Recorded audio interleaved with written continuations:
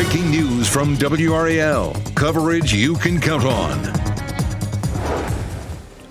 Breaking news at 4:30, a serious crash in Johnston County. We'll show you new video of the scene in Wilson's Mills. Also, community in mourning after deadly school shooting in Wisconsin. We'll show you new video of police searching the suspect's home last night. And this morning we start out with some areas of dense fog again. A live look at Fayetteville. I'll show you when this clears out and where we could see near record high temperatures coming up. And a long-awaited grand opening. Everything you need to know about the new Caesars Virginia Casino in Danville. Just a short road trip away. Good morning, everyone. It is 4:30. Great to have you with us on this Tuesday morning as we get things started. I'm Renee Chu. I'm Jeff Hogan. Yeah, great to have you along here. They'll be rolling the dice for real up there in Danville.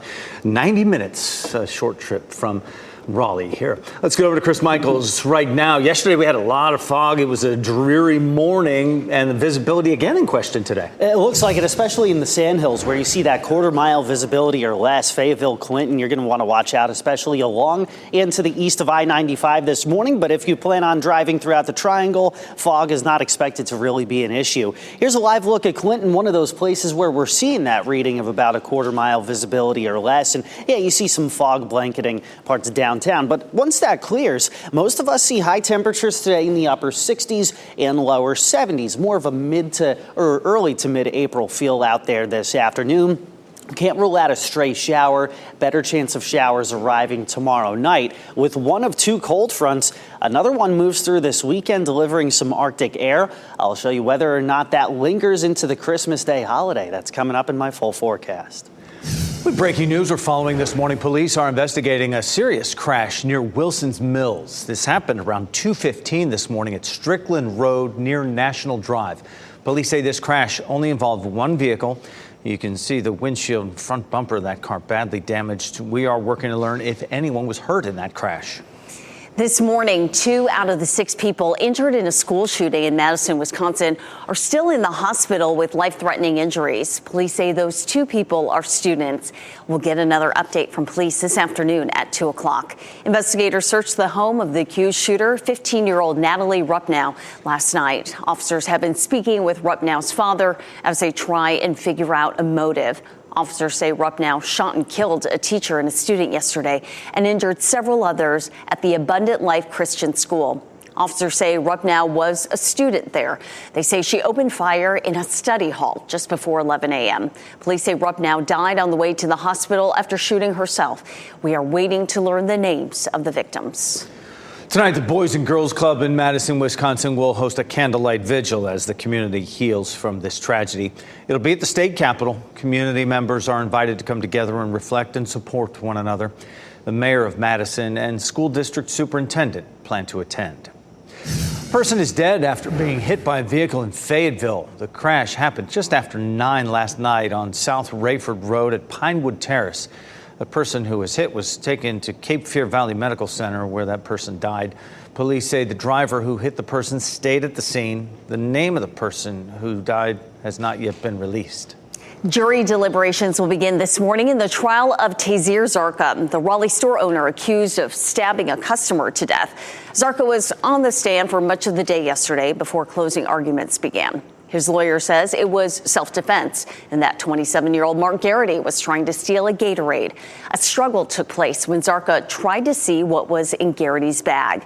The defense says Garrity was high and drunk at the time.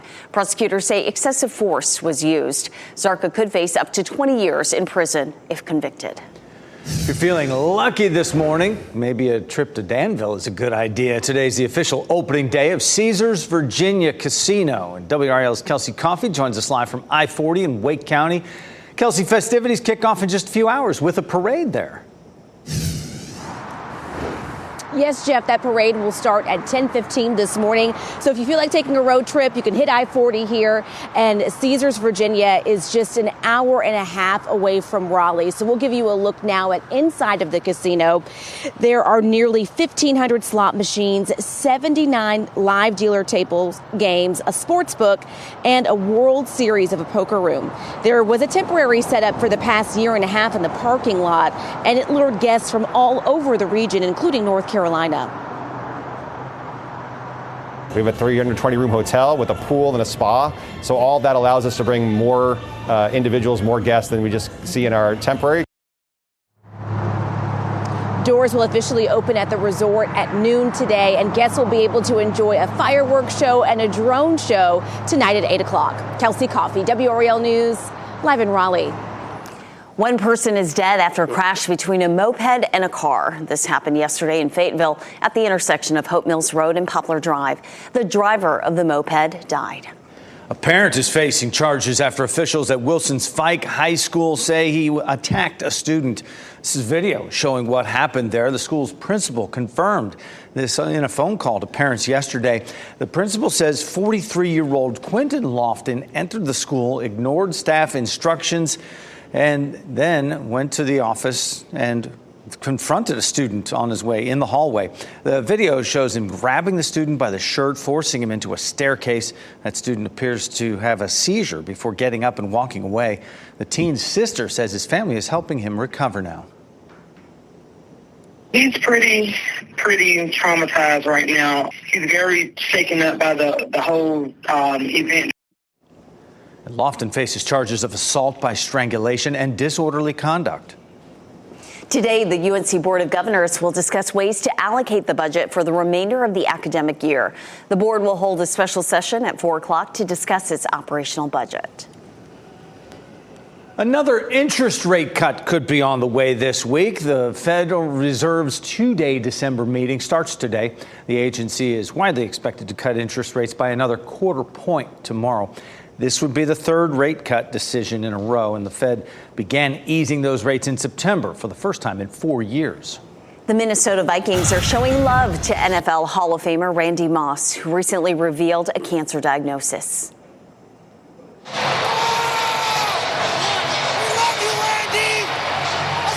Minnesota, this will be key again tonight. Star wide receiver Justin Jefferson gave his tribute after scoring a touchdown in last night's game against the Chicago Bears. The Vikings also honored Moss before the game. Team greats Chris Carter and Jake Reed carried Moss's number 84 jersey onto the field before the coin toss. Moss showed his gratitude with a post on X saying, "Love you all." The Vikings won the game 30-12 to clinch a spot in the NFL playoffs. Pretty nice touch there. It was a struggle for the offenses in the other game on Monday Night Football's doubleheader. The Atlanta Falcons and Las Vegas Raiders combined for 4 turnovers and 11 punts. Falcons defense also blocked 3 Raiders kicks and recorded a safety. Atlanta won this slug out 15-9. The flight stowaway strikes again. We'll tell you where the woman accused of sneaking on a flight to Paris has been arrested this time. An F grade for public school funding in North Carolina. What researchers say can turn that grade around that isn't money. And let's give you a live look at Clinton. It's another foggy morning for parts of the viewing area. Meteorologist Chris Michaels will tell us when we can expect that fog to burn off.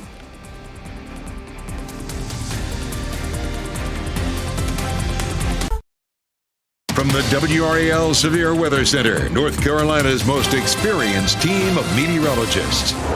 441 now, tracking some areas of fog, especially near and to the east of I-95 this morning. If you come into contact with that, just make sure, as tempting as it is, that you leave the bright lights off. They tend to scatter some of the light, especially with the fog particles out there. Meanwhile, in Apex, Wake County, things look pretty good. Just a few high-level clouds that could actually make for a nice sunrise later this morning. Hour by hour, dog walking forecast, low to mid-50s this morning. As we get closer to midday, mid-60s. How about highs in the upper 60s? This afternoon? Can't rule out a stray shower after 2 p.m. or so, but generally speaking, most of today is dry. Still very warm tomorrow, a high of 70, then a low in the 20s Sunday morning. I'll show you if that continues through Christmas. New this morning, a 7.3 magnitude earthquake hit the Pacific island nation of Vanuatu, damaging buildings, including the U.S. Embassy in the capital, the capital city there. The quake hit just after noon local time, according to the U.S. Geological Survey. Tsunami warnings were also issued, but later canceled. Vanuatu is home to about 330,000 people. The woman who got caught stowing away on a Delta flight to Paris last month has been arrested again. This time, she was caught trying to sneak into Canada. According to a law enforcement source, Svetlana Dali was reported missing by her roommate after her ankle monitor was found on the floor. She was arrested yesterday on a Greyhound bus bound for Canada. Dali is now in FBI custody. She'll be extradited back to New York today, and she will likely be charged with bail jumping and could face up to 5 years in federal prison. Two Iranian men have been arrested in connection to a deadly attack on U.S. forces overseas. The FBI arrested Mahdi Sadeghi, a dual U.S. citizen, during a raid in Massachusetts yesterday. The second man, Mohammed Abedini, was arrested overseas. U.S. prosecutors say the FBI used sophisticated technology to trace a drone to those men. They're charged with export violations and for providing material support to Iran. The January attack in Jordan was the first deadly strike against American forces in the Israel-Hamas war. 3 troops were killed, 40 others were injured. An investigation is underway after a Customs and Border Protection helicopter crashed near the U.S.-Mexico border in California, killing the pilot. Investigators say the pilot was the only person on board.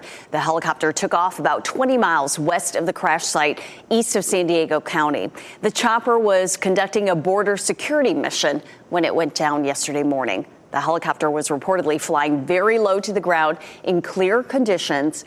FlightAware flight tracking showed it was flying erratically before it crashed. The National Transportation Safety Board is investigating.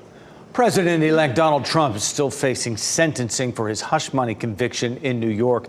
Judge Juan Merchan ruled yesterday Trump has no immunity from prosecution in this case. Trump was convicted earlier this year on 34 felony counts of falsifying business records. Manhattan DA Alvin Bragg said it's possible for sentencing to be delayed until after Trump is out of the White House, and that's a sentence may not include jail time. The president-elect is also defending his choice of Robert F. Kennedy Jr. to lead the Department of Health and Human Services. Kennedy met with senators on Capitol Hill yesterday. The Senate will choose whether to confirm Kennedy as health secretary. Trump answered questions about Kennedy during his first news conference since winning the election. What do you say to people who are worried that his views on vaccines will translate into policies that will make their kids less safe? No, I think he's going to be much less radical than you would think. I think he's got a very open mind, or I wouldn't have put him there. Kennedy has pushed discredited theories that link childhood vaccines to autism. Speaking yesterday, Kennedy said he does support the COVID-19 vaccine. Today, Governor Roy Cooper will speak at Durham Technical Community College. He's hosting an event celebrating a stronger workforce for North Carolina. He plans to speak on the investments in workforce development that have happened over the 8 years he's been governor. It starts at 11 this morning. North Carolina received an F grade for how it funds public education. A report by the advocacy group Education Law Center looks at the latest census data from 2022. It shows funding for public schools has not kept pace with economic growth. Researchers call that a low effort to fund education in North Carolina, ranking the state 48th. Others argue money isn't the only solution. If it raised its effort up to the national average, it would be able to raise a significant amount of additional funding for K-12. What we should be focusing on is not the amount of inputs, the money going in, but what we're getting out of this. And North Carolina's ranking has stayed relatively the same over the past few years. We expect to learn more today about Wake Forest head coach Dave Clawson's decision to resign. The announcement was made yesterday. Clawson will stay with the university as a special advisor. Clawson spent 11 seasons at Wake Forest. That included 7 straight bowl berths. He now joins the list of coaching changes at the Division I football bowl subdivision level in the state of North Carolina. There are 7 football subdivision programs in North Carolina. You see them here on your screen. We'll pop them up for you. From west to east, App State, Charlotte, Wake Forest, UNC, Duke, NC State, and ECU. 5 of these 7 programs have made a coaching change this year. The longest tenured is Dave Doran at NC State. He's been there 12 seasons. Second longest tenured, Manny Diaz at Duke. He was hired last year. That's pretty incredible. Chris Michael's over in the WRAL Severe Weather Center right now. We get this look at Rocky Mount here. It's going to be pretty mild today. Yeah, pretty mild start this morning. Temperatures in the 50s is why we're seeing some fog and some low clouds over Rocky Mount. But you can't get over that tower lit right there. Really looks nice. Temperature of 53 degrees currently. Expect some patchy fog in areas like Rocky Mount, Fayetteville, and Clinton up until about 9 a.m. But after that, temperatures really start to take off. Midday temps are in the low to mid 60s.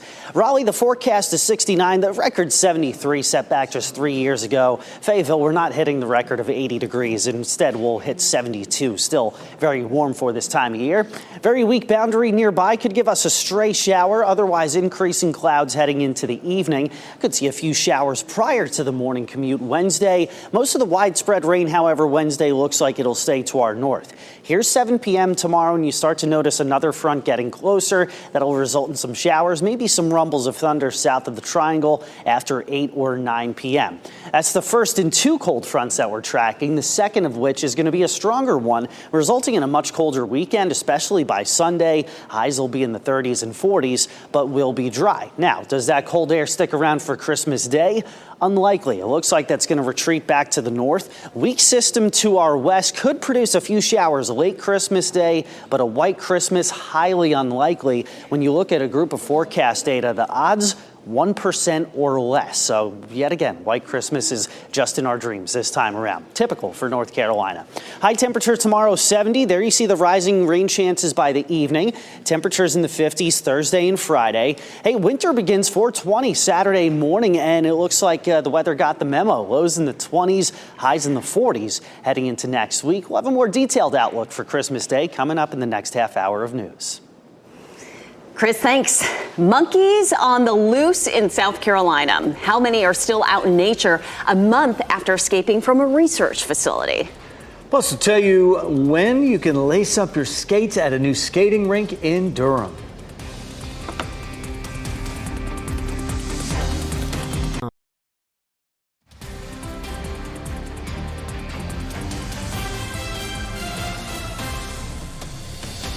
Welcome back. It is 4:53 on your Tuesday morning, and it looks like a light breeze there, moving those whirligigs around there as we take a live look at Wilson.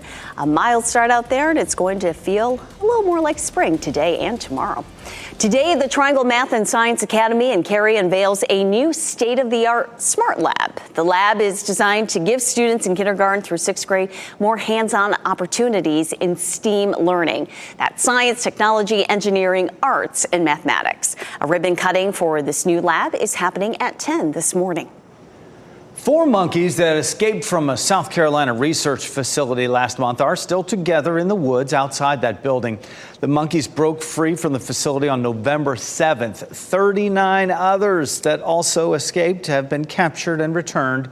The CEO of Alpha Genesis says he doesn't want to use tranquilizer darts to catch those last 4 because that would pose a danger to them.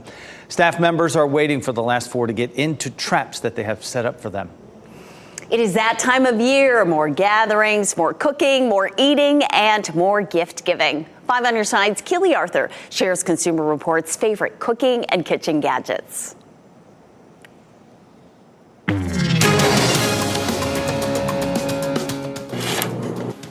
Consumer Reports tests and evaluates all sorts of kitchen gear. A number of the kitchenware products that we test make for really good gifts around the holiday season. To spark some ideas for your holiday shopping, CR put together a kitchen gift guide. CR's Tanya Christian says an air fryer is tough to beat in terms of must-have kitchen appliances. So I'm obsessed with air fryers because I feel like they just make food better. You get the crispiness, but you don't actually have to fry the food. This Tabitha Brown air fryer has a cute modern design with a pop of color, so it's very giftable. You can spoil the latte lover on your list with this Ninja Luxe. The espresso that comes out of it is just as good, if not better, than the espresso you might get at your local cafe. The steam wand makes the froth super silky smooth. It is just beautiful latte art worthy milk steaming. And this Anyday IO microwavable cookware set allows you to skip the questionable plastic containers and still reap the rewards of speedy microwave cooking. I can go from popping it in the microwave and then taking it out and eating it, so it's really convenient, and I find it to be aesthetically pleasing. Or consider gifting a mandolin slicer. This $20 Kyocera makes a great stocking stuffer. Keely Arthur, 5 on your side. Consumer Reports says a special kitchen gift doesn't have to cost a lot. Consider cute dish towels, love those, citrus squeezer, or a new set of oven mitts for your favorite cook. Always need those. No doubt. A new roller skating rink is coming to Durham. Construction of the Wheels Durham at Merrick Moore Park is almost complete. The city plans to have a grand opening in early 2025. They're just waiting for final approval and the certificate of occupancy from the city planning department, and then they can set an official opening date. The Salvation Army is making a difference in the community with WRAL's Coats for the Children campaign. We encourage you to donate a new or gently used coat, hats, sweatshirts, or other warm clothing to support families in need this winter. For a list of neighborhood Jiffy Lube drop-off locations or to make an online donation, go to WRAL.com/coats. Mystery in the skies. This continues. Why local law enforcement officials say if you see a drone, you should not shoot it down. Tragedy in Wisconsin. When we can expect an update from investigators today about the deadly school shooting in Madison. Plus, trouble for Trudeau. Why the announcement of Canada's finance minister resignation could cause issues for the prime minister once President-elect Donald Trump takes office.